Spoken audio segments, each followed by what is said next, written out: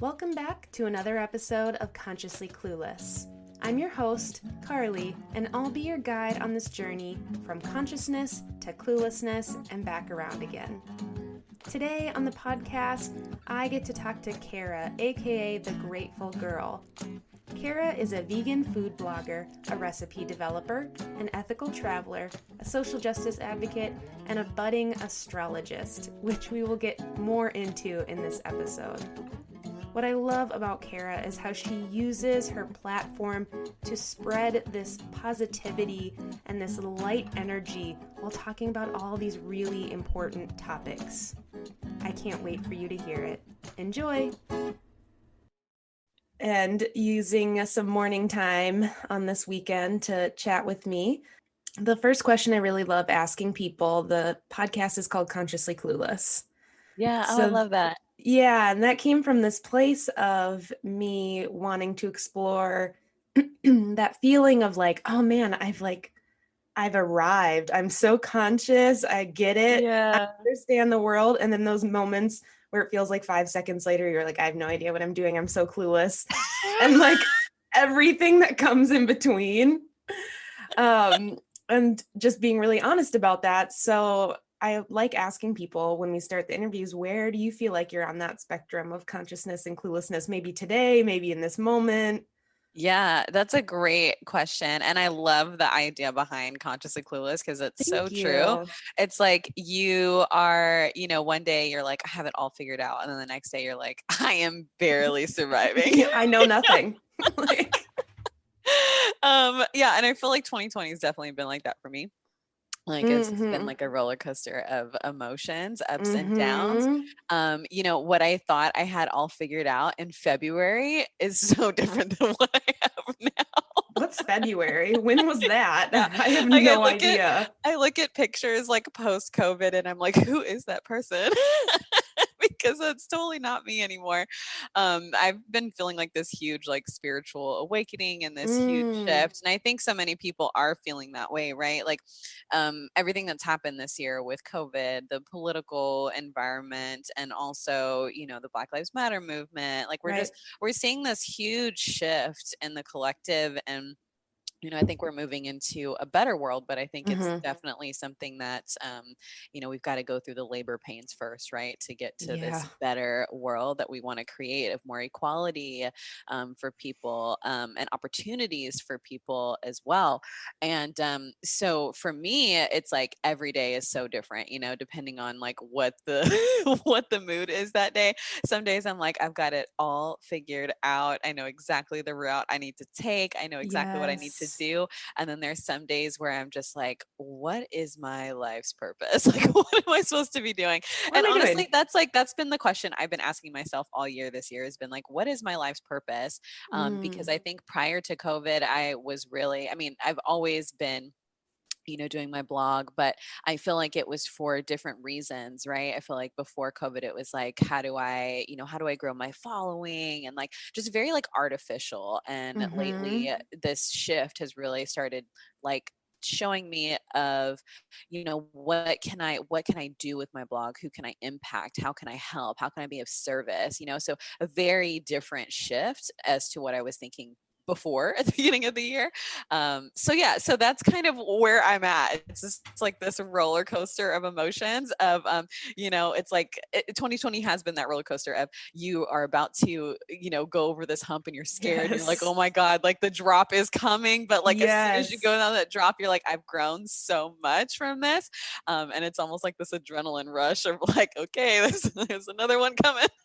I love you identifying the difference in like how you're approaching your blog, let's say. So you're doing the same thing, but where you're coming from is different. I totally relate to that. When I was starting to try and grow this kind of platform, I had all these apps who would be like, this person unfollowed you and blah, blah, blah, blah, blah, all the, like the business stuff that you are recommended to do. And it was so overwhelming. And also I realized most of the time I didn't care. Yeah. I was like, okay, fine. But I was obsessed with looking at it because I was like, well, this is what you're supposed to do. And it just wasn't fun. Yeah. It wasn't fun I at totally all. agree with that. Yeah, I had all of those same tools, right? Like the, oh, you can improve your following count if you unfollow these people, or like such and such Yeah. unfollowed you. And I think we're moving into this, which I love also too, is like just thinking more consciously. I think we're going to move into more of a realm of conscious creation. I think moving Yes. forward, I don't think that it is going to be a lot about your following or your likes. And I did a video just recently about hitting 10,000 followers on Instagram. And it's been something I've been working towards for 3 years. And then I got to it and I said, yeah, this is not what I thought it was going to be. And it's like, you think like, okay, perfect. Like I can check that box off my goal list. But what it taught me was so much more than what I thought it would. And it was truly about like, how do I be a conscious creator, not Mm-hmm. about the following. But I think that we're going to start seeing that a lot more. I think people are going to start to, I think also with the way algorithms are now, like on TikTok and Instagram with the reels, like Yes. your content can actually start reaching people more who don't follow you. And that's so Yes. great. Yes, it's so cool. Do you follow Natalie Bright by No, any I chance? don't. No. Definitely check her out. I interviewed her a few episodes ago, and she is a conscious business coach. Oh, I love that. And it was so cool talking to her and her talking about this, this paradigm shift that you kind of just identified that's happening in business, whether it's a small business, whether it's health coaching, or whether it's she was working with like a law firm Oh, wow. about creating more consciousness in the work you do, and that approach. It was so, everything she said, I was just Oh, like, wow. yes, yes, okay, that's what I need, that's what I want. And it's that mind shift, Yeah. for sure.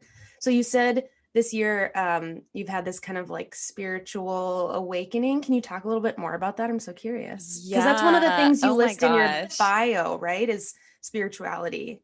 Yeah, definitely. And I think there's not a lot. I think there's more people that are going to start talking about this more and more, Mm-hmm. especially after this year. But you know, I've always been a very spiritual person. My family was Catholic. I say was because they're not really like devout or like practicing Catholics. But my parents were always very open minded. And I was always very curious as to like, I just loved learning about different religions all the time. Mm-hmm. And I felt, I call myself from the book Eat, Pray, Love, she calls herself, she's a cherry picker, right? Like she just cherry picks from any religion, and whatever works for her is something that she can practice in her life, but she doesn't necessarily identify to any particular religion. And so Love that's that. just kind of how my parents like brought us up. It was like, hey, like, explore all different options and be open-minded and to be accepting of everybody. And Mm-hmm. so I've always been a spiritual person, but this year like opened up the door to something I had never experienced in my life. Oh, I love that. Yeah, back in May. So my birthday was June 4th. So back in May, I felt so sick. Like it was the Mm. weirdest feeling. I felt so tired. I felt sick. I didn't want to get out of bed. I didn't want to post anything on Instagram. Like I don't know. I was just going through something like really dark almost. But it wasn't as if like I was sad or anything, I guess. It was Yeah. just like this weird feeling that had come over me. And I had this dream about my grandmother who passed away about 10 years ago, and she is still to this day my guardian angel. And I had Mm. this dream, and she was not religious either. And she came to me in a dream, and she told me, she said, we were walking through fire, and I asked her, I said, is this hell? And she goes, no, this is earth. And I remember asking her like, Woo! yeah. And I Oh. yeah, it was crazy. And I just remember like looking at her like, what do you mean? This is our, Say more. Say yeah. more, Grandma. And she said, and I remember she looked at me and she said, don't worry, you'll be protected. I will protect you. And you need to just be on the lookout for signs, like watch the signs, listen to yourself. That is your spirit guides coming through. And she also told me, she said, have you ever looked up the rapture? And I remember like waking up out of this on my sleep going like, okay, I have never opened a Bible in my life, but I just need to open this up and figure out like what she meant by this. Yeah. And sure enough, there's a quote in this part of the rapture, I guess, that states, those who will be left in the Lord for forever in the air. I'm not quoting it correctly, obviously, but the word air meant a lot to me because what a lot of people don't know is that the Bible actually has a lot of references to astrology, and what's happening right now is we're leaving the age of Pisces, which is a water sign, and we're leaving to Aquarius, which is an air sign, which is so Mm-hmm. crazy. And this is something that I was like, this is what she wanted me to know, and so I started diving deeper into astrology. I had a couple of readings with some astrologers, and it brought me so much peace to know Mm. that like I wasn't going crazy. Yeah. Yes. Yeah, and so now, and really I study a lot of astrology. It's something that I'd like to start doing more of, and Mm-hmm. even like offering like certain forecasts and things like that later on down the road. But it's given me a lot of peace in this really hectic time, and honestly I think that's why my TikTok account has been so popular, because I talked about this exact same thing, and people really people it gives people a lot of peace, knowing that, hey, the old and the new world, we're going to exist for a bit, and there's going to be some Yes. push and pull, but eventually we're going to move into this new era of this Aquarian energy, which is all about freedom and equality and treating people kindly, so I'm excited, but there's going to be some some bumpiness along the road, as we've seen this week. It's been a crazy week. I am my head is spinning because I'm relating to so much of what you're saying. Are you a Gemini? I am Yeah. I am a Gemini. Okay. Yes, that makes sense. And I'm a Pisces. Mm. And so I feel it all. Like Yes, you're so intuitive. Pisces are so like extremely intuitive and very just like aware, empathetic. Yeah, so you're feeling the shift for sure. yeah, and sometimes it's overwhelming, but once I learned about that, it brought me peace Mm. in the sense that I've always been a really emotional person, whether it's good or bad. And I like happy, sad, just like I'm emotional. And that sometimes felt like this weakness, because I want to be a strong, Yeah. independent woman. And I'm not trying to show my weakness. And then to realize like, oh, that's just a part of who you are. That's just a part of how you walk through the world. It can be a Yeah. strength. I was like, oh, okay, yeah, I'm emotional. I care about these things, but sometimes it's really overwhelming because I can just Oh, like feel. yes. And that was something I learned about myself as well too, going through some of these astrology readings. Was I had no idea what a sun, moon, or rising meant. I found out that I was a Pisces moon, which made so much sense as to why I was so Mm, empathetic and just very, I'm able to pick up on, the feelings of others very easily. yes, you are. And it made so much sense as to why I became vegan, because I was like, oh my gosh, like Right? this is like my empathy and being able to put myself into someone else's shoes and live their experience almost, made so much sense after learning that. So what I love about astrology is I tell people, like, look, you're not necessarily going to be able to predict what's going to happen like to the T, but what Right. it does give you is, imagine yourself going on a road trip, right? You're going to turn your navigation on. That doesn't necessarily give you a picture of exactly everything you're going to see along the way. It just gives you a route, Ooh. right? And so that's what I look at it as, like, okay, if I can look at, what's going to happen for the month of October. We know that October astrologically is going to be a really hectic month. So for me, I've been thinking to myself, okay, let me limit the plans I have. Let me not Yes. commit myself to so much, and let me start going more inward, thinking, reaching out to certain people. So that's really helped me. So I'm like, I don't know what's going to happen in October for myself individually or for us collectively, but I do know it's going to be hectic. And what are some of the coping mechanisms, tools, and resources I can provide for myself and for others Mm-hmm. to get us through this? Yes. Oh my God, girl, you're speaking my language. Also, I never, until you just said this, you just blew my mind because until you just said that, I never connected how like it makes sense that I went vegan and being Yes. Pisces, like, and all the Isn't that things. incredible? Yes. So I'm Sun Pisces, moon is Sagittarius, and I'm a Libra rising. Oh, I love that. So And there's a that makes so lot. much sense too, why you even started, this podcast and allowing people to think much deeper at Sag, Sag is always about let's go deeper. Let's think deeper into this. Let's the philosopher. Yes, poor, basically, like, I'm sorry to everyone I've dated, because I'm always like, let's like dig into that a little bit. Like, let's like really analyze why you're upset. Like, I and love that. I have done some energy healing work. I found someone, and I had that feeling, like you said, of being just peaceful, because I talked to her, and it was the first time that I felt really understood about everything that was going on in my life. I was Mm, having some mental health issues. I went on antidepressants for the first time in my life, because I was like, I'm like scared at how down I am, and yeah. everything. But it was such a good, like, new world, old world, like Western, Eastern, like it just felt like she could understand that, and I could also supplement it with this. And she asked about, she's like, I don't normally do this, but like, what are all your signs? And I told her, and she was like, oh, Like this makes so much sense. yeah. And she's like, you've had a hard go of it, huh? And I was like, yes, I have. I'm always pulled in so many directions. And Pisces are like all the other signs Oh combined. yeah.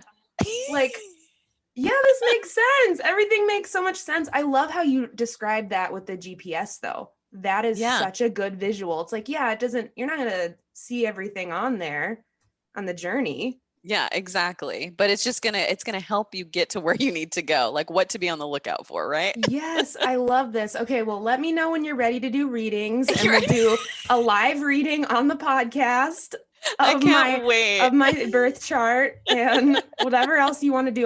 That's so funny you said that, because maybe my manifesting skills are getting better and better, because I just recently was like, I want to find someone who would like do a reading on the podcast. That Oh, would be that's so amazing. cool.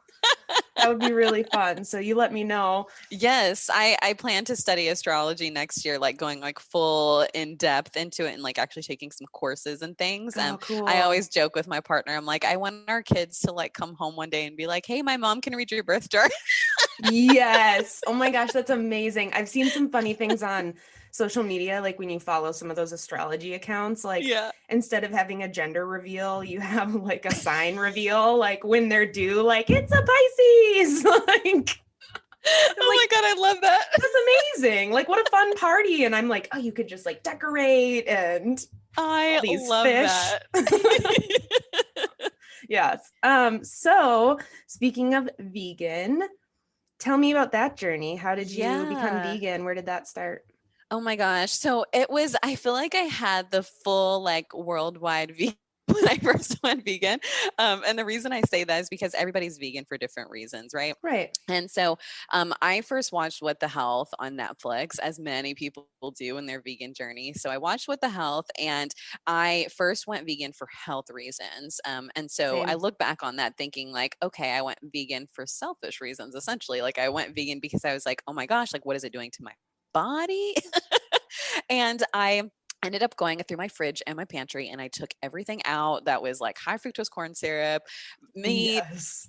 dairy products. Like I just like I took it all out, and then I was like, I literally remember throwing it all away in the trash and then going, well, what do I eat? Yeah, like, I oh, I'm didn't know what I hungry. was supposed to eat. Like, shoot. So I started like going on Google, like researching what I was able to eat as a vegan. And so I did that for probably about a week. And then I ended up going out, and I was like, oh my gosh, I just really want some chips and queso so bad. And so queso is what broke my vegan journey at first. And then after that, I decided, you know what, well, why don't I try being like a mix of pescatarian, vegetarian? Hmm. And that to this day, I honestly recommend to anybody who's looking to do an easy transition, because Yes. it really helped me. Like when I was going out with friends, I'd go look at the menu first, or, just Yep. like you're teaching yourself how to eat again. Right. And so I think a Hmm. lot of people do it overnight, They don't know what to eat. They don't know how much they should eat. And then they become sick thinking that, oh, being vegan made me sick. But it's just like, no, you weren't really eating Yes. what you needed to eat. And Yes. everybody's different. Everybody's body is different. So it's like, give yourself some time. Mm-hmm. I was vegetarian, pescatarian for about 6 to 9 months. Mm-hmm. But in that time, it allowed me to teach myself what I like to eat again and what I could eat. And then I also I was just looking at so many documentaries and articles and reading books, and I just like, it was this like plunge of information, and that's Gemini as well. Like I know. it's I all was about like, facts, Gemini, like. mm-hmm. And so yeah, so I just did like a huge like purge of information.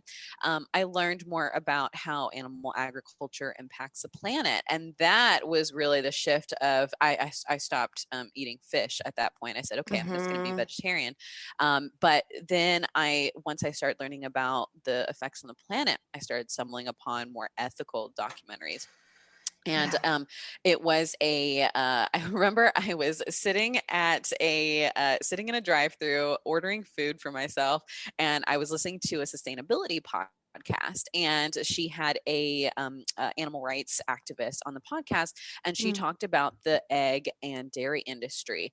And I remember I threw the food away and I said, I'm going vegan. And it was just when she explained what the dairy and the egg industry were, you always think, well, you're not eating the animal, so how could you hurt the animal? But these are some Yes. of the most cruelest practices, even aside from just the slaughterhouses. I mean, these animals Mm-hmm. spend a servitude, right, in captivity, and they never get to see the sun, feel the grass, right? Mm. Yeah, and so I watched so many documentaries, seeing the way that we have treated animals. I knew that energy is reciprocal, like it's recycled energy, and I just didn't want to be a part of that anymore. I Yeah. told myself, I no longer want to be the monster who inflicts the pain upon someone else. Monster. Ooh. That's literally what I saw in these animals. Was I saw the anxiety and the fear and the panic in their eyes. And I remember, like, I could think of that as, something that I had experienced in my own life, having Mm. a lot of troubles with anxiety and depression. And I just, you know how debilitating that can feel, and just like you just feel so helpless. And I thought to myself, I would never wish that upon anybody, not even my worst enemy. Oh. Yeah, that's that empathy, Pisces moon, Yeah. that empathy is such a big piece of it. I feel like such a kindred spirit with you, are like Yes. your journey too, when you were like, oh, well, first of all, it was selfish. I was like, same, like health. I went like I was lactose intolerant. So I was like cutting out dairy. And then I was like, well, I can't give up fish. So I was pescatarian. And then like it slowly just kind of stumbled down that hill of being like, no, Yeah. I can't do any of it. And then it was the animal agriculture and the environmental stuff that I was like, oh, this is bigger than me, you Yes. know? Oh, that I love that. Yeah, you're totally right. You come to this realization of it's bigger than me, and you see like, okay, I'm just one piece of the puzzle. Yes. Yes, definitely. Did you go through and I'll use air quotes for anyone listening here, the angry vegan phase? Do you feel like you hit that? I did. I did. I definitely went through the angry vegan phase. That was like the first like few months of me being vegan. I don't know if I was necessarily angry, but I was really emotional. Like Mm, anything I saw, I mean, if I saw a piece of like ham on a sandwich, I was like bawling my eyes out. I was just very, very emotional. Everything triggered me. And it honestly wasn't until, I would say, like, it took me almost about 6 to 9 months to really kind of learn how to manage this, because I had to learn, okay, I am vegan in a non-vegan world. That doesn't mean that we can't yes. get to that place one day, but I'm vegan in a non-vegan world, and I had to start putting myself into the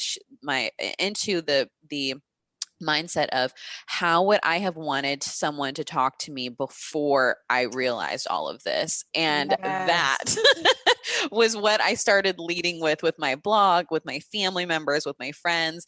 And to this day, so many of my friends are like, yeah, I was really nervous when you went vegan because I didn't know if we weren't going to be able to stay friends, but like you really remained like so like kind about everything. And like, you don't make me feel bad when I order meat at a restaurant and we're going out to eat or things like that, and I'm like, yeah, because everybody's on their own journey. And as a Right. vegan, it can be really hard because you're seeing the plight of animals and you're like, the time is of the essence, right? Like we don't have time to waste. And I get it. But unfortunately, everybody is on their own journey, and we have to be respectful of that, right? And also, Yes. maybe my morals are not the same as somebody else's morals. Maybe Right. they don't feel the same way that I do, and that's totally okay. But I Right. think so many people focus their energy on those people, right, who are not open-minded. But there's so many people who are truly open-minded, who are willing to learn. It's like, focus your energy on those people. Mm-hmm. Those are going to be the people who Yes. decide to start their journey into, a plant-based life. I've been have this idea of the angry vegan. I might like record one of my solo episodes about this or a blog or something because I wish someone would have warned me. Oh, yeah. Like it's just so it's like when you learn about anything. I grew up in a very small town and I went to college in Minneapolis. So all of a sudden I was in culture shock. I'm this white girl from northern Minnesota, and all of a sudden I was just learning all these things, and not in a bad way, just it was just a lot. It was like, Yeah. oh wow, there's so many things I don't know. And then I started in my sociology and women's studies majors that I ended up getting. And my mind was blown. I was like, all these systems are fucked. Like, they're all like, oh my gosh. And you have that feeling where it's like all of a sudden you're like, well, screw everything Yeah. because it's all connected and like it's overwhelming. And I think specifically with veganism that happens. And you have to kind of get through that phase, I Hmm. guess, and come Yeah. out on the other side and be like, right, okay, what you said, how would I want someone to treat me or talk to me is so important. And that's the point I think I got to. And I've mentioned her in the podcast before. She's going to laugh at me for this, but my best friend from when we were like, we've been best friends since we were 7 or something. She went vegan when we were in middle school. Oh, She was wow. way ahead of the curve. Nobody knew what she was doing. Again, northern Minnesota, right? Like everyone was like, She what was are like you so talking extreme. about? Like, what are you even talking about?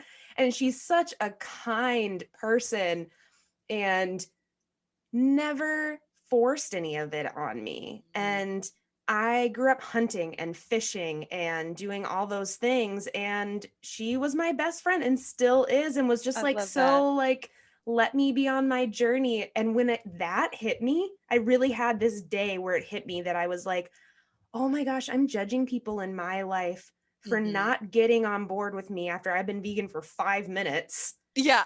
And this girl has been my best friend for 20 years, waiting for me to wake the hell up. I And love that. it like literally had this day, and I texted her and I was like, you've been such a good friend. Oh my gosh, that's what I need to do for other people. And she was like, are you okay? Like, but I that hit love me. that. That hit me, Mhm. like it didn't happen because she was rude and awful and made me feel bad. It just happened because I could ask her questions, and Yeah. she was really approachable. Exactly. It's all about keeping the door open, right? And Yes. allowing people to ask those questions to you. And being approachable, because so many people, they see when they think of vegan. I think that's why so many people are like, oh, I don't identify as a vegan, I'm plant-based. Mm-hmm. Right? It's because there's so Mm-hmm. much stigma around the vegan word, because all we see about vegans on television is like PETA protests of like Oh my throwing God. like paint on people, right? um Yes. so you Yes. see the angry vegan, but I think that's definitely going to change. I think that this year specifically, right, like we've seen hiccups with the food supply due to COVID. And I Yeah. think a lot of people have really been like, okay, well, yeah, it does take a lot of effort to consume the animal, right? When we could just actually get, plant-based meats, or find these different alternatives that don't take so long to get Right. to us, right? So I think that we're going to start seeing a lot more people shifting to that. And also, as people become more spiritual and shifting their consciousness, I think that it's also about what type of food do you want to put into your body? Do you want to put low vibrational foods in your body or high vibrational Yes. foods into your body? And even as a Yeah. vegan, that's something that I'm even still learning more how to do is I eat a lot of like, processed foods, a lot of the plant-based meats out there that are packaged. They have a lot of sodium Mm-hmm. in them, right? Like still, even though it's vegan, it's essentially a low vibrational food, right? Like it's Right. nothing I can grow outside on my own. And so that's been something I've even been starting to shift more into, juicing more, or just, Mm. incorporating more fruits and veggies into my day to day. And I honestly feel so much better. So yeah, and it's totally a journey, right? And even within the vegan community, as you know, Yes. there are Yes. it's like you've got the health food vegans, you've got the junk food vegans, and still even within our own community, people are like, why would you eat the impossible whopper? It's like, guys, like I'm not eating meat. It's okay. But once again, here you have, even within a group that's on the same side, people asking Right. one group to wake up, right? It's like everybody's on their own journey. Right. And you Exactly. have to be compassionate. That is fascinating to me. And I don't even remember. It was in some vegan Facebook group or something that I was a part of. I actually Oh, of might have left course. it because it was just like so much to handle. But there was this argument about veganism and being extreme and being not extreme and being hurtful. And someone just wrote this comment about how if we're fighting to be making the world a better place and a peaceful place for animals, why are we being so mean to each Each other? other. And I Exactly. was like, whoa, that's a really good point. Like, if you have, like, there is that extremist, like in any movement or Oh, anything, totally. right? It happens, but like, they're nicer to the like cow they're saving than the people that are trying to ask them questions. I was like, I can't handle this Yes. group anymore. Yes, I've even been shocked. I mean, we're filming this in October. It's October, early October, Mm-hmm. and I have seen so many people who are vegans who preach compassion and are literally wishing the death of the president. It's like, guys, we cannot say that we are compassionate people. Like, compassion is not compassion to some. Compassion Mm-hmm. is compassion to all, no matter what. And it is a very difficult thing. Trust me. It's a very Yeah, difficult thing. Like, exactly. And but it has to be totally unwavering. Like, you have to be able to extend that compassion to anybody and everybody, even if you don't agree with them. it's so important. And I think that that is really, really, whether you're vegan or not, a really hard thing to grapple with. Hmm. And I've worked as an advocate for survivors of sexual assault and dating violence, Oh, wow.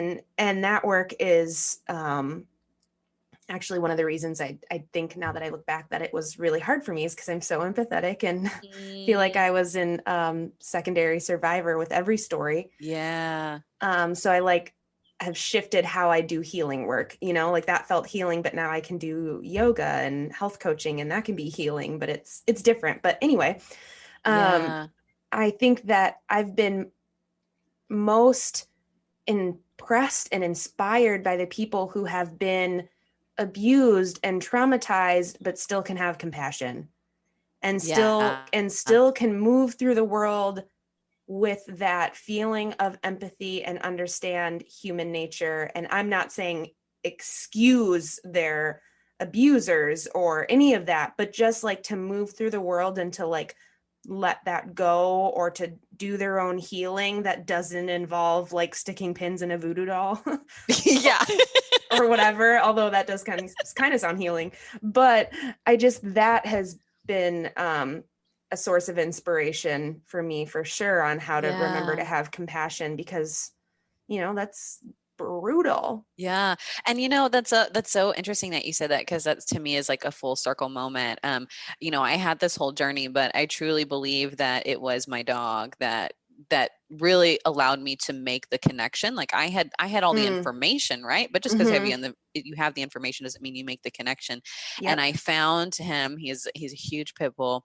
I had never had a pit bull in my Mm. life. I'd always had really small tiny dogs. And I found him on accident. I took the wrong turn on my way to go see my parents to Houston. Okay, wrong turn. Yeah, I took a wrong Right. turn. And I was like on autopilot, and I was like, oh gosh, like I was supposed to be going this way, and I meant to take this route. And so I Mhm. turned on my GPS, and it took me a different way to get to my parents' house in Houston.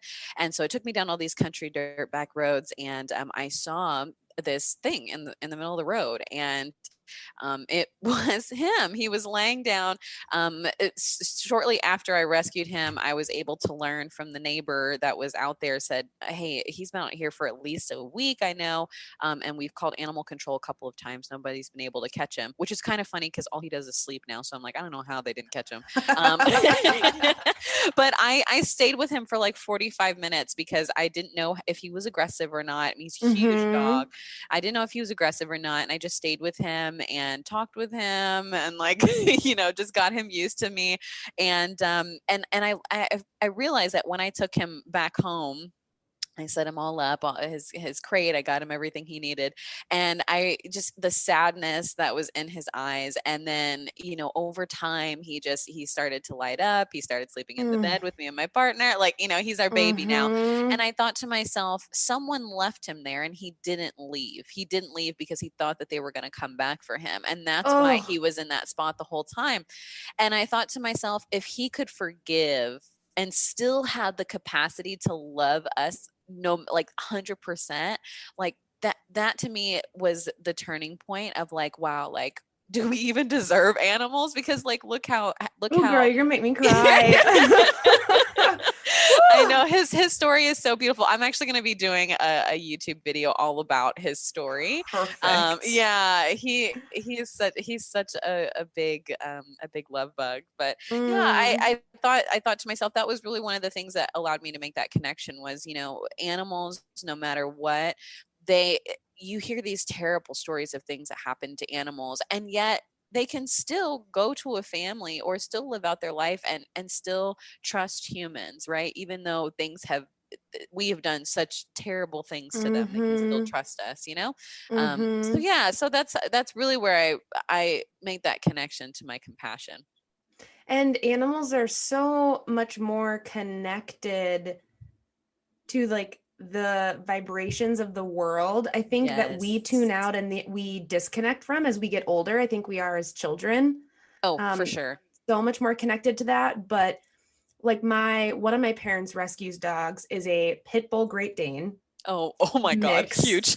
Yeah, I grew up we had like Cocker Spaniels, and my dad got like hunting dogs sometimes, so like little English setters, and my mom and my stepdad, my mom really wanted to get another dog, and she was at the shelter, and this big lanky goofball who's now like 90 pounds and is a total love bug, like you said. But I was just like, Mom, this is not a Cocker Spaniel.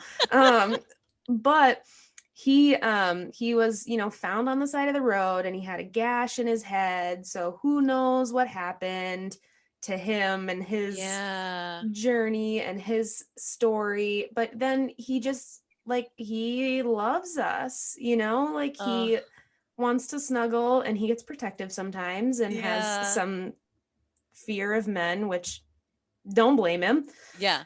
But he just came around, and if that can happen and that compassion can come through, like you said, it's just mind-blowing to me that forgiveness is there. Yeah. And they're so tuned in. Like my grandma, when she was staying with us, she has dementia. And he jumps. He jumps a little bit, and he's a big dog. Yeah. But he would not jump on her. Oh, wow. He would sit by her, or he would lay under her when she was on the couch, or lay next to her and just put his head on her, which was simultaneously the cutest thing I'd ever seen. And then I was also like, you little shit, you know exactly what you're doing, because you're choosing not to do it with this woman. Like, wait a second. Yeah, you do know what you're doing. You do know what you're doing. But he picked up on that. You know, Yeah. they pick up on stuff. And the same thing with my grandma on my other side. My dad's dog, like, just sits by her and just Wow. doesn't jump or doesn't, just like sits and waits for her to pet. And I'm like, God, animals, we don't deserve Yeah. them. Yeah. Yeah. What? That's so true. I love that. Yeah, they are. They're so much more in tune with the vibrations of people, right? And Mm-hmm. the same, like you said, like we do have that as children. And I think Yes. that was honestly another thing that really woke me up was like, wow, I have always had this compassion. And Yes. I think of it as the Wizard of Oz, right? At the end, she says, you've had the power to go back home the whole time, right? It's just like Ooh. you had to go through this journey to realize that. And that's how I felt when I went vegan. I was like, wow, like I've always had this compassion in me as since I was a child. And I knew what was right and I knew what was wrong in my heart, but society told me, oh, it's okay, you can do this, you can do this because it's a pig, you can do this because it's a cow. Right. And that really, that's when I found my compassion. I woke up to like, oh, like they all feel pain, right? Like Yeah. we're all here on this earth together and we all have to care for one another. But yeah, it was a huge wake up point for me. Is like, oh, I've had this compassion within me the whole time. I love that. Like, you're just coming back home to what's Yeah. been there all along. And it's so crazy that having these conversations, it's getting, different and more mainstream, but it's still kind of like counterculture, which is so Yeah. fascinating to me how deep that socialization is. The interview that came out this week on the podcast is with Sergeant Vegan. I don't know if you Hmm. follow him I think on so. Yeah, that sounds very social media. familiar. Yeah, Yeah. yeah, he was great. Totally recommend listening to it. What a fascinating human.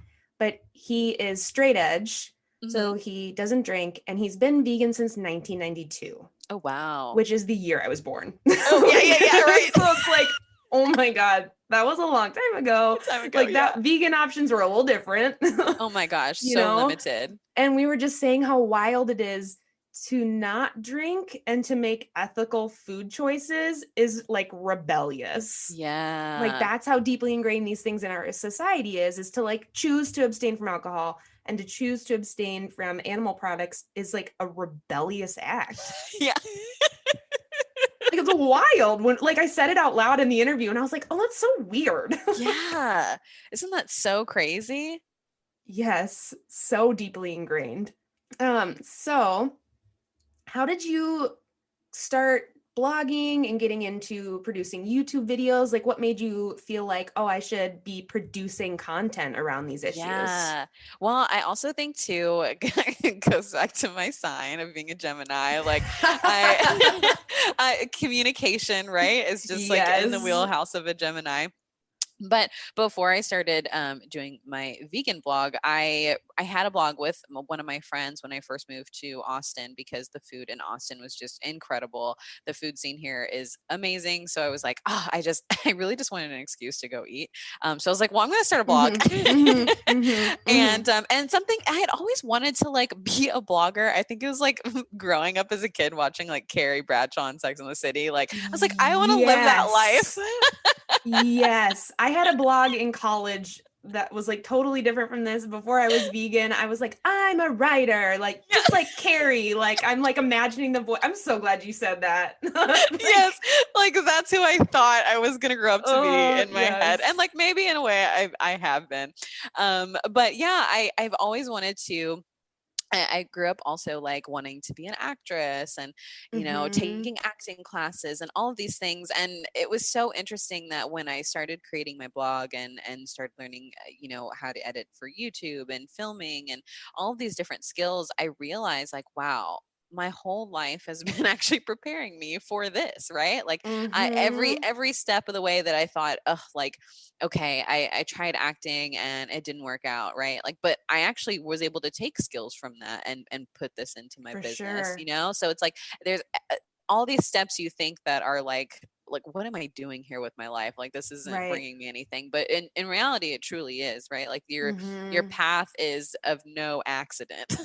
Mm. um And so I started my blog once I went vegan, and my passion was really just like, hey, I'm on this journey. I just want to be able to show other people, what they can eat as a vegan, and that's Right. really where like my blog really first started, was just all about like Mm-hmm. recipes and things like that. And then it really started to evolve. I'd say honestly, last year I have always wanted to travel, but travel vlogging, you know, even like 5 years ago was like, what? Like, you can't make Yes. any money doing that, right? Yeah. There's no way. And I started stumbling upon all these travel vloggers on YouTube, and I was obsessed. Like, wow, these people really do this for a living. And as I was watching these travel bloggers, one of the things that really bothered me was every time they would have a food day, right? They would, most of the travel vloggers out there, anytime they go to a destination, they're like, okay, we're going to try all the food at this destination. And they were so animal heavy. And I was like, Mm. there, like, I couldn't find any vegan travel vloggers. You're that like, guess I better be one. Yes. And I was like, you know what? Like, there's really not that many people out there who, and now I've seen more people who are, Mm-hmm. starting to feature more vegan items as travel vloggers. But I thought, this would be really cool. Like, how can I show people not only how they can eat ethically, but how can we travel compassionately as well? And so, Mm. yeah, so that's kind of where I started my YouTube, was really about, okay, like, how can I start traveling? And and then COVID hit. So yeah, 2020. 2020 hit, and I was like, okay, well, maybe the universe wants me to wait on that. Yeah, just pause. Yeah. But you know what? The other thing too about all this travel, the travel vlogging, like I said, nothing happens on accident. And so me and my partner have been watching these travel vloggers, and so then we started thinking like, okay, well, COVID, but like, how do we travel? Like, we love traveling. Mm-hmm. And so now we're in the process of just getting rid of all of our debt. We're going to sell everything next year, and we're going to move into an RV and live full time Hey, and travel. congratulations. Thanks. It's definitely like a huge undertaking, but I know we'll be able to figure it out. So at least by the end of next year, like, we will have been able to be out of debt, and also be able to get our travel trailer to fix up. So yeah, it's gonna be a wild ride. I'm so excited, and not to keep making parallels here, but this year I bought a bus. No way. A Oh short my bus. gosh. Not like a big ass Oh school my bus. gosh, this A, is sh- so a exciting. short bus, because I was like, Oh I my want to god. be more mobile. I want to be able to have Yeah. freedom. I live in a tiny home, like a little cabin. I was like, but what if I could be more mobile? Like, what I was like, what if I was a traveling podcaster I someday love and this. traveled around and like was able to do this more, and it could just be from wherever I am. So I'm working to fix up the bus right now. It is a bright ass blue color. I painted it. Where the flooring Oh is my god. in. I'm working on it. So I also hope to be like mobile and spreading this message next year. Maybe not full I time. am so excited for you. That is going to be so cool. There's this Facebook group. I don't know if you're a part of it, but I want to say it's like Vegan Van RV Schoolie. So it's like all these No. vegans who travel. Yeah, it's a Facebook group. They're super helpful. Yeah, that's honestly where I've been learning so much of, like, just there's all these little things you don't think about, right? Like, Oh my hey, make God. sure, like, if you're traveling, you have enough dog food, because the dog food you typically get at one city may not be available at the city. Little things, right? Mm-hmm. But yeah, it's really cool. It's just all these, like, this community on Facebook of people who are vegan, and they live in schoolies and RVs or out of their van. Oh my gosh. Okay, I'm gonna definitely have to look that up. I might message you later for that because that's amazing. I feel like I need to be a part of this group, Yes. and Oh we my can have a gosh. caravan I through the US or maybe love just that. North America. Let's like expand a little bit when we can travel out of the country again. Yes, but I think we're also going to start seeing a lot more of that as well too. I think Mm, that with travel, like, travel's going to be changed forever, right? I think Yes. a lot of people, I think a lot of people think that the travel industry is going to bounce back. As far as international travel, I don't think it's going to as quick as we had originally thought. Mm-mm. And so what I would totally suggest for people is really look at like domestic travel, right? Yeah. And what's locally around you.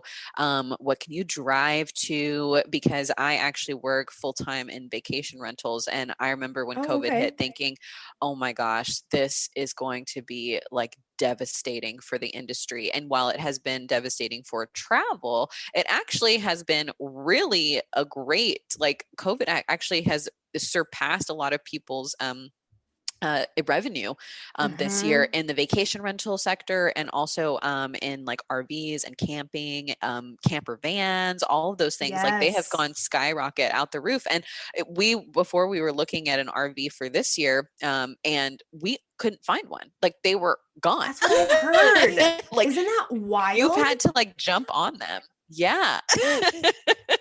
But people are really looking at, okay, like how do we safely travel and be socially distanced, but not give that up? So I definitely think that that's where it's going. I think that we'll start to see even more communities that are centered around alternative living, communities of Yeah. people who live in schoolies and tiny homes and things like that. So that's really exciting to see. Yeah, I think that's so fun. And it's so it almost feels like I keep coming back to this phrase that you said of coming home. Hmm. It feels like this back to basics. Like 2020 Yeah. brought us back to like we like shed so many layers of like bullshit that we don't need. Yep. I've had this urge, especially during Virgo season, to like purge. I just was Yes. like getting rid of stuff and I was just like, where did this mug come from? I don't need this. Like I was just like, I don't need stuff. I don't want stuff. Yeah. I don't want anything extra besides just like what I need Yeah. to live my life. Which is so interesting because it's like the millennial Gen Z generation. We grew up in the era of consumption, right? Like just excess. Totally. And here we are like, I don't want any of this. There's so many people. One of my TikTok videos that went viral was all about I don't want any more stuff. And so many people had that same realization of like, I don't want any more stuff. I want to be out of debt. I just want to be able to get in a van and go. Yes. Yes, the freedom of it. Like that Hmm. possibility of freedom. I went through a 200-hour yoga teacher training a Oh, couple years wow. ago, and that was really my first kind of aha moment as we started going through um, the different limbs and the branches of yoga and more of the more than just the movement and the asana practice. Yeah. And there was this conversation in one of the limbs of yoga and about connection to stuff and connection to things. And I was like, oh my gosh, becoming a yoga instructor made me want to be a minimalist. Yeah. Like, and I wasn't expecting that. And I'm not a minimalist. I won't claim that title, but it definitely made me think like, if I have all these things, like what if I'm spending my time organizing all this stuff, I'm not really Yeah. living, like it just totally blew my mind. Yeah. Well, and two, I think it makes you, I've definitely this year have become much more of a conscious consumer as far as Yes. when I purchase something, I think to myself, okay, well, now I purchase something, I think to myself, if it doesn't fit in the RV, don't buy it. Yes. Yes.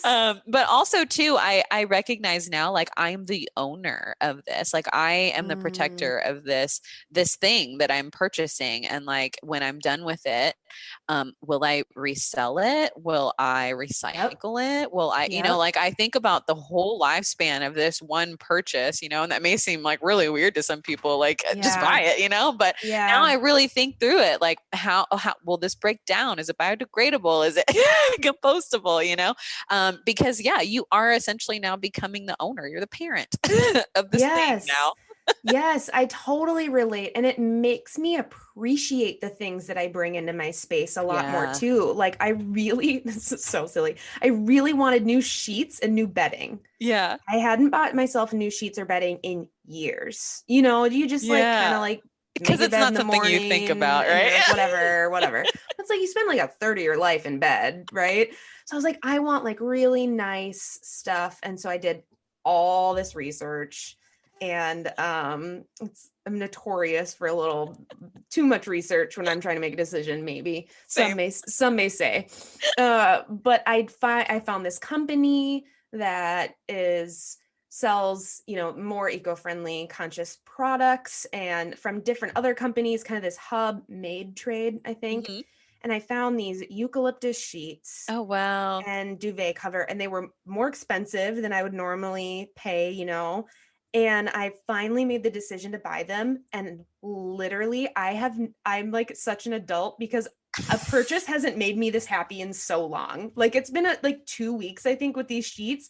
And I do this Yeah. gratefulness practice every morning where you like write what you're grateful for. And Oh, sheets have been same. on there every morning, because I just like wake up and I'm like, I I'm love living these my sheets. best life. Like, I didn't understand how people could talk about thread count or like the difference in bedding until now. I'm a queen. Like, this is it. I've reached the pinnacle. Like, I love that. But you're so right though. Like when you become more conscious of what you're bringing into your home and what you're purchasing, you really do appreciate that thing, because I think we've been in this society of consume, consume, consume. mm-hmm. And when we're consuming, you're not necessarily purchasing the best things, right? So people think, oh, it's too expensive, but Right. it's really just about like, okay, if I really want it, then I need to wait for it. And just being able to wait for it, like you just have that gratitude of, Yes. wow, like this is so nice, right? And that's something that I have had a huge problem with. My sign is also about being impatient.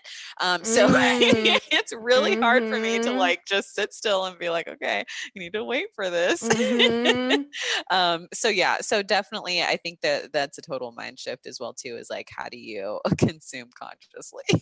Oh my gosh. Yeah, totally. And so one of the switching topics a little bit, one of the things that I think comes along with our conversation in the beginning about conscious business and kind of the shift that's happening is Yeah. also not leaving politics or things that are going on in the world at large out of business. So how have you navigated that? Like, I Yeah. know that you've been really open talking about issues of social justice on your page, and I really appreciate that and I think it's important, because when I first started trying to kind of like create my brand, Yeah.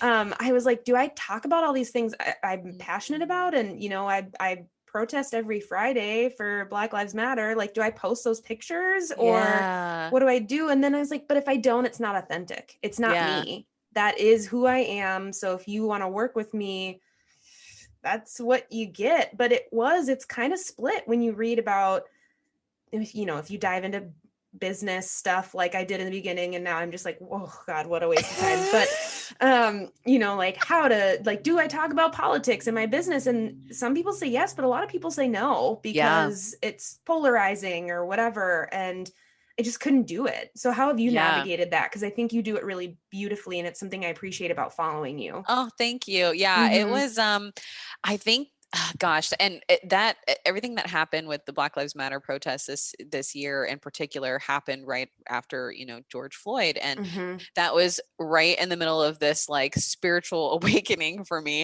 And I Mm-hmm. really felt like I was feeling this way in the beginning of May, just this really like heavy energy on me. And I feel like I might have been feeling what was coming Yeah, in the for weeks to sure. come. And yeah, and I just feel like that was a really hard decision for me, as much as that's who I am authentically. It was a really hard decision, and I'm so glad that you brought that up, because Mm-hmm. yeah, I've taken so much time to build my brand, and the tone and the mood of my of my Instagram page, right? Like Mm-hmm. so many hours go into that, and I thought to myself, I'm so angry right now. I'm so Mm. angry, but I know so many other people are angry as well too. But like, how do I attack this from a place of compassion? Like, how do I give people hope right now? Because this is traumatizing to myself as a Black person. It was Yep. traumatizing for my friends, my family, and I couldn't sit by. And I think that was really a huge turning point for just the collective as well, right? Yeah. Like we'd seen stories like this before, but I mean, this really woke a lot of people up Oh and my was like, gosh. oh Yeah. my Ooh, gosh, I like, just got yeah. goosebumps. Yep. And so I started to think to myself, like, how could I integrate this? Because I hadn't talked about social justice before. And I think one of the things that actually happened was I started seeing a lot of vegans talk about all lives matter, right? And I was like, oh Oh, God. Lord have mercy. maybe that's not the time, guys. Talk Oh my about God, this. I just can't. And so that, yeah. And I saw a lot of people attacking vegans for that. And then they were like, oh gosh, like that's not what we meant by it, and I started thinking to myself, yeah, there's a lot of misconceptions in the vegan community, because I think that there's a lot of vegans out there who do speak to minority groups, and state that oppression happens when we oppress animals, right? Like this is the Mm-hmm. gateway to oppressing humans, which I definitely do believe in that. Mm-hmm. But one of the things I felt that was really disheartening was that, a lot of vegans that I even personally knew were not speaking up during this time. And I told Yes. myself, I don't want to be that vegan, even though I have built my brand around veganism and I haven't talked about social justice. Like they're all interconnected. Like this is what we Yep. talk about all the time. Like oppression is interconnected. And so I can't sit here and talk about oppressing not oppressing animals when we're seeing oppression happen every day in this country to all Yep. types of different groups. And so I started to just speak out and speak up about it. And that honestly was a huge turning point. And it was so funny because I had an astrology reading right after that. And he said to me, actually, both of them said, you're going to really start helping people wake up from this matrix and start to Ooh. think deeper about about life in general. And I realized like, okay, yeah, like I made the right decision and saying, you know what, Mm-hmm. it's not just about your brand, it's about being authentic and being who you are. But once again, we're leaving that old age, right? The old age of, your brand and it has to be this way, it Yes. has to be structured in that way. And I do feel like, we're going to see more authenticity in the space of social media and business, right? I think more businesses Mm-hmm. are also starting to say, okay, like we have to be authentic, we have to be genuine. People, yes, branding is beautiful, but what people want, they want to connect. And I think that Yes. that's what we've learned as well this year, right? So much is virtual and so much is artificial, and we're like, Mm-hmm. I want to feel the grass, I want like I want things that are Yes. real. Yes, I We're going led back to basics. the first yoga practice I led after the new year. I gave everyone a piece of paper and I had them write down a word that they wanted to embody for the year. Mm. And I wrote down authenticity. Oh, I love that. And, this is before our world got turned completely upside down. And so I have it like on my desk. Oh, I love Like that. I see it every day. And once everything started happening, I was like, I can't look at this word and not talk about how I'm feeling. And Yeah. especially as this person with so much privilege, it just, I couldn't, like I just was like, that's the Yeah. problem, is that I could be Mhm. quiet. It would be very easy to be quiet. And now's not the time for Yeah. easy. It's so interesting. It's like, the three taboo topics, right, that you never talk about. It's like you don't talk about racism, you don't talk about politics, you don't talk about religion, you don't talk about money, right? And it's like all of these things are coming to the surface Oops. right now in Like, 2020. Like we can't ignore them, right? We have to. And I think that's why people feel like, oh gosh, like this year has been so chaotic. But it's like, yeah, but all that's happening right now is that we are experiencing an unveiling, right? That like all the things yes. that we put underneath, we shoved underneath the rug, we didn't want to acknowledge, they're coming up to the surface, but we have to deal with those things in order to get to a better world. So yeah, it's going to be chaotic for a bit, and people are going to argue more and feel a little bit more frustrated and triggered. But that's okay. We have to start talking about these things, even if they're uncomfortable, to move forward. Yes, absolutely. Ooh, I love that. You're giving me so much hope this morning. Good. I'm Oh so my glad. gosh. So given all that, also I feel like I could talk to you forever. Right? I know. I But love this. but given everything we talked about, all that you're doing in the world, and as someone who's also like just trying to make the world a better place, how do you ground down and take care of yourself in those moments? Like what's your Yeah. go-to? Yeah, I have practiced meditation before in the past, but Mm-hmm. I wasn't really consistent with it. And I felt like it was really hard to do, especially as someone who, as a Gemini, my mind is always like running in like 3,000 different ways. Mm-hmm. And so it's really hard to just like quiet my mind. And one of the things that I've been doing more so, it has been actually meditation, as cliche as it sounds. No. It's really about, for me, like just getting quiet. And even if like nothing comes up in that meditation session, Right. it's just like giving myself some time to just be, right? Like there is so much. I think that's another thing that I've learned about this year. It's like we're running on 110% grind culture, hustle culture, have to be productive all the time. Capitalism. Yes. And I think that so many people feel guilty. Like I certainly do. I feel guilty when I just take out a book to read it and there's Yep. no information in there except for me to just have an imagination, right? Yes. Or even just to go outside and to just sit and just be. And I think that Mm-hmm. we have to start doing more of that because we have to start understanding ourselves. And Yeah. there was another podcast that I was listening to recently as well too, and it was all about like being comfortable in your body. Mm. And she said like, well, what do you do for your body? And I don't mean working out. Like, how do you like honor your body? Like, do you sit with it outside? Do you meditate? Do you do yoga? What do you Mm. do to like appreciate your body, right? So that when you're in the bedroom with someone, like you feel beautiful. And I never thought about that, but it's Yeah. like, yeah, we don't give ourselves enough time to just be with ourselves. And I think that that's why a lot of people also had a really hard time with this year, because here we are being asked to go into quarantine and it's like, oh, I have to be with Oh, myself. There's some things I don't like about myself. yes. And it's really, I think it really put the mirror up to a lot of people, and a lot of people were having to do some shadow work, right? So Mm-hmm. yeah, for me, like to just stay really grounded, I do try to meditate as much as possible. And also like I'm in this space of, I used to always like do crazy diets, that never worked Mm. because I just gave up because they were too hard. And now I'm Mm-hmm. like, well, I want to incorporate more like fresh food into my life, not just because I want to lose weight or anything like that. It's just I want to take care of myself. I want to take that time to chop those vegetables for myself, Right. cook those veggies for myself. So Mm-hmm. yeah, I think it's just really all about like giving yourself that time, whatever that is.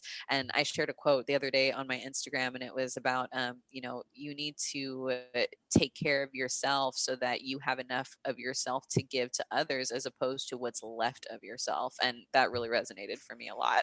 Yes, yes. When I started my health coaching certification, I was like, yeah, I want more people to eat plant-based. I want to help them because a lot of people are just like, I don't know where to start. So if I can be Yeah. kind of a catalyst, I would love to work with people. And then I also kept coming back to like the reason I'm doing this is because it wasn't until I was fully taking care of myself that I was ready to take care of the world. Yeah. And so selfishly, I'm like, I just want to prepare all these minions to have really good self-care practices and be really helpful so they can change the world with me. Yes. Yes, that's so true. And I hope and I do believe that we'll probably also see that as a shift as well. I think mental health will honestly start to Yes. become more forefront into the picture, and come into the conversation as well as like Yep. self-care. It's very like it's the very like cliche thing to talk about, but I really do think that like a lot of people are struggling right now with this year, Mm-hmm. and just doing whatever that brings you joy. Like, you've got so many people are like, oh, like I should be working out right now, I have more time. It's like, look, if you eating your favorite food is going to get you through the month of October, do that. Yes. Like it's okay, like whenever you are ready, whenever your soul feels like you are ready to start getting back out there and working out, then do Yep. that. But don't feel pressured because of all of these outside sources telling you that that's what you should be doing. Yes. Oh, it's such a good reminder. Is there anything that you want to share that I haven't given you space to or I haven't asked about? Oh gosh, you've had so many good questions. There's honestly, I'm like, gosh, I don't even know if there's anything else that I have that I would share. Oh gosh. I would say just like as a reminder for people this year for sure Mm-hmm. is just like listen to yourself. I think listen to yourself, listen to what you need. That's been something that I've been doing a lot more too, is like, what does my body need? Especially for me, I'm always on the go. I'm always putting way too much on my plate than I need to, honestly. And that's Mm-hmm. something that I'm working Same. on. Same. But Super I've been same. trying to tell myself, like, listen to your body. Like, if you don't feel like being productive today, like, just take it easy, when you're Yes. hungry, eat. And that can be really hard. I know some people are like, just eat, but I'm so busy sometimes I don't stop to just Yep. eat, and so I've been just really listening to my body, listening to my intuition, listening to my gut. Mm, How am I feeling about certain things? How do I feel about this person? How do I feel about this deal? And yep. just being really true to yourself. And I think, especially as I'm always getting, aspiring bloggers reaching out to me asking, about like, how do I work with brands or just anything like Mm, that.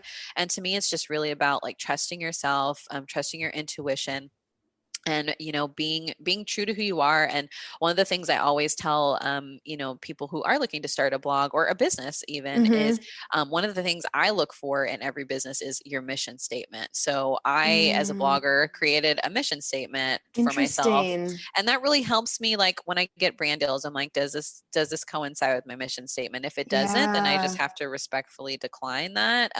If I'm posting certain content, I'm like, does this resonate with my mission statement?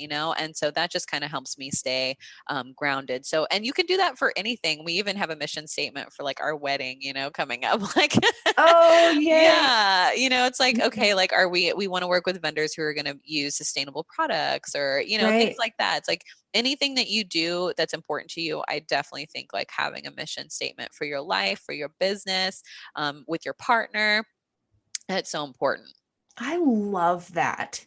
Thank you. Absolutely love that. I'm going to create a mission statement for my business. Oh, I love that. Yeah, like core values, it's so important. It just gives you the foundation. Anytime I have gone for an interview at a company, I always ask, like, what are your core values? What is your mission statement? Yes. Oh Because my no gosh. matter how crazy things get at a company or in your life, it's like you have these as like anchors and pillars to look to and say, okay, what's the goal? Yes. That's so beautiful. So after listening to this podcast, I know everyone's going to want to connect with you. So where can they find you? And I can put everything in the show notes too, but where do you like people to reach out to you? Yes, absolutely. I'm most active on Instagram. So my Instagram handle is just at Grateful Girl, not the Grateful Girl. Somebody took it before I could grab it. I do a lot more spiritual things on TikTok, on that side. And then I also have my YouTube channel, which is The Mm-hmm. Grateful Girl. I was able to claim that one on Okay. YouTube. And yeah, so those are pretty much all the places. And then my blog is also www.thegratefulgirl.com. And that's where you can find a ton of vegan recipes, plant-based or decadent comfort foods. Yes, that's awesome. Thank you so, so much for taking time to chat with me this Yes. morning. Thank you. I look forward to continuing to connect with you. And also, I look forward to getting my reading from you Yes. someday. I'm so excited. Like, that's happening. Like, that's happening. I can feel that that's happening. It is. Thank you again so much, really, for joining me this morning. I'm so excited to share this with everyone. Yes. Thank you so much, Carly. Appreciate it. Thanks for listening to another episode of Consciously Clueless. I hope you enjoyed listening to Cara and I talk about so many different things. I love all the stories she shared with us. And I really love how she can always bring it back to compassion and understanding for others. It's really beautiful. If you are enjoying this podcast, hit subscribe wherever you're listening. If you want to help me get it into the ears of more listeners, send it to a friend, share it with a family member, post on social media, and you can go to Apple Podcasts, leave a review, and you could be read as a review of the week on a Sunday solo episode. Until next time.